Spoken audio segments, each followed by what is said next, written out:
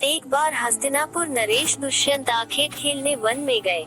जिस वन में वे शिकार के लिए गए थे उसी वन में कव ऋषि का आश्रम था। कव ऋषि के दर्शन करने के लिए महाराज दुष्यंत उनके आश्रम पहुंच गए।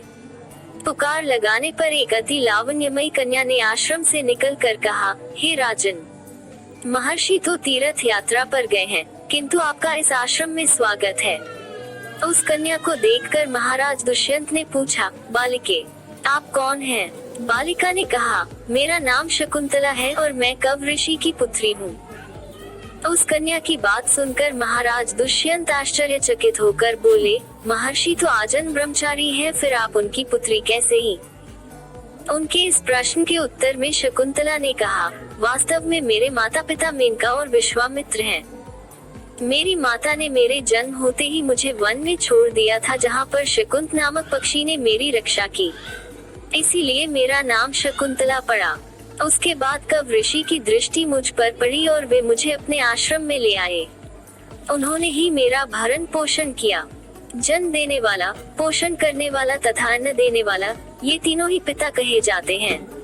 इस प्रकार कव ऋषि मेरे पिता हुए। शकुंतला के वचनों को सुनकर महाराज दुष्यंत ने कहा, शकुंतले, तुम क्षत्रिय कन्या हो, तुम्हारे सौंदर्य को देखकर मैं अपना हृदय तुम्हें अर्पित कर चुका हूँ। यदि तुम्हें किसी प्रकार की आपत्ति न हो तो मैं तुमसे विवाह करना चाहता हूँ। शकुंतला भी महाराज दुष्यंत पर मोहित हो चुकी थी, अतः उसने अपनी स्वीकृति प्रदान कर दी। दोनों ने गंधर्व विवाह कर लिया। कुछ काल महाराज दुष्यंत ने शकुंतला के साथ विहार करते हुए वन में ही व्यतीत किया। फिर एक दिन वे शकुंतला से बोले, प्रियतमे, मुझे अब अपना राजकार्य देखने के लिए हस्तिनापुर प्रस्थान करना होगा। महर्षि कव के तीर्थ यात्रा से लौट आने पर मैं तुम्हें यहाँ से विदा कराकर अपने राजभवन में ले जाऊंगा। इतना कहकर महाराज ने शकुंतला को अपने प्रेम के प्रतीक के रूप में अपनी स्वर्ण मुद्रिका दी और हस्तिनापुर चले गए। एक दिन उसके आश्रम में दुर्वासा ऋषि पधारे। महाराज दुष्यंत के विरह में लीन होने के कारण शकुंतला को उनके आगमन का ज्ञान भी नहीं हुआ और उसने दुर्वासा ऋषि का यथोचित स्वागत सत्कार नहीं किया।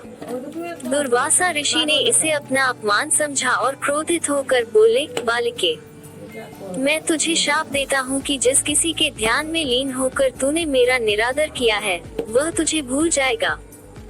दुर्वासा ऋषि के शाप को सुनकर शकुंतला का ध्यान टूटा और वह उनके चरणों में गिरकर क्षमा प्रार्थना करने लगी। शकुंतला की क्षमा प्रार्थना से द्रवित होकर दुर्वासा ऋषि ने कहा, अच्छा, यदि तेरे पास उसका कोई प्रेम चिन्ह होगा तो उस चिन्ह को देख, उसे तेरी स्मृति हो आएगी। महाराज दुष्यंत के सहवास से शकुंतला गर्भवती हो गई थी। कुछ काल पश्चात कव ऋषि तीर्थ यात्रा से लौटे, तब शकुंतला ने उन्हें महाराज दुष्यंत के साथ अपने गंधर्व विवाह के विषय में बताया। इस पर महर्षि कव ने कहा, पुत्री, विवाहित कन्या का पिता के घर में रहना उचित नहीं है। अब तेरे पति का घर ही तेरा घर है। इतना कहकर महर्षि ने शकुंतला को अपने शिष्यों के साथ हस्तिनापुर भिजवा दिया। मार्ग में एक सरोवर में आचमन करते समय महाराज दुष्यंत की दी हुई शकुंतला की अंगूठी, जो कि प्रेम चिन्ह थी, सरोवर में ही गिर गई। उस अंगूठी को एक मछली निगल गई। महाराज दुष्यंत के पास पहुंचकर कव ऋषि के शिष्यों ने शकुंतला को उनके सामने खड़ी करके कहा, महाराज, शकुंतला आपकी पत्नी है, आप इसे स्वीकार करें। महाराज तो दुर्वासा ऋषि के शाप के कारण शकुंतला को विस्मृत कर चुके थे, अतः उन्होंने शकुंतला को स्वीकार नहीं किया और उस पर कुलता होने का लांछन लगाने लगे। शकुंतला का अपमान होते ही आकाश में जोरों की बिजली कड़क उठी और सबके सामने उसकी माता मेनका उसे उठा ले गई।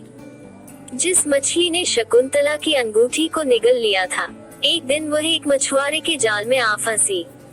जब मछुआरे ने उसे काटा तो उसके पेट अंगूठी निकली। मछुआरे ने उस अंगूठी को महाराज दुष्यंत के पास भेंट के रूप में भेज दिया। अंगूठी को देखते ही महाराज को शकुंतला का स्मरण हो आया और वे अपने कृत्य पर पश्चाताप करने लगे। महाराज ने शकुंतला को बहुत ढूंढवाया, किंतु उसका पता नहीं चला। कुछ दिनों के बाद देवराज इंद्र के निमंत्रण पाकर देवासुर संग्राम में उनकी सहायता करने के लिए महाराज दुष्यंत इंद्र की नगरी अमरावती गए। संग्राम में विजय प्राप्त करने के पश्चात जब वे आकाश मार्ग से हस्तिनापुर लौट रहे थे तो मार्ग में उन्हें कश्यप ऋषि का आश्रम दृष्टिगत हुआ। उनके दर्शनों के लिए वे वहां रुक गए। आश्रम में एक सुंदर बालक एक भयंकर सिंह के साथ खेल रहा था। मेनका ने शकुंतला को कश्यप ऋषि के पास लाकर छोड़ा था तथा वह बालक शकुंतला का ही पुत्र था। उस बालक को देखकर महाराज के हृदय में प्रेम की भावना उमड़ पड़ी। वे उसे गोद में उठाने के लिए आगे बढ़े तो शकुंतला की सखी चिल्ला उठी, हे भद्र पुरुष, आप इस बालक को न छुए अन्यथा उसकी भुजा में बंधा काला डोरा सांप बनकर आपको डस लेगा। ये सुनकर भी दुष्यंत स्वयं को न रोक सके और बालक को अपने गोद में उठा लिया। अब सखी ने आश्चर्य से देखा कि बालक के भुजा में बंधा काला गंडा पृथ्वी पर गिर गया है।